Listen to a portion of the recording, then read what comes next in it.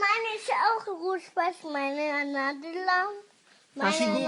یه چیزی گفتی دخترها میزنن ولی پسرها نمیزنن. اون چی؟ پسر روش نمیزنن، بابام هم روش نمیزنن، ولی خانوما روش میزنن. روش میزنن؟ چرا خانوما روش میزنن؟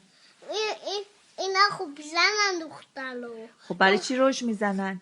خوشگل بشن. که خوشگل بشن. دودول ندارن. چی دارن پس؟ دخترو ناز دارن. دخترها ناز دارن، پسرها چی دارن؟ دودول دارن. دودول دارن. دودولم من به نشون میدم دودولم چقدر بزرگ. من به نشون میدم. بخوای نشون میده دودول چقدر نه نشون نباید بدی. ببین دست بزن روی سلونم. من دست بزنم. ببین دودولم بزرگ. منم به سلوان ده. نه مال بابا نمیخواد دست بزن. خطرناکه.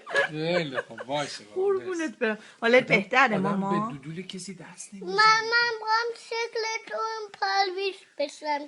شکل تو. یه ذره دیگه بخور که شکل باش. غذا بخوری بزرگ بشی. یا آب پرتقال بخوری. آب پرتقال تو بخوری ذره بزرگ شی. بعد قربونش برم. بعد اگه خوب بخوابی، خوب غذا بخوری.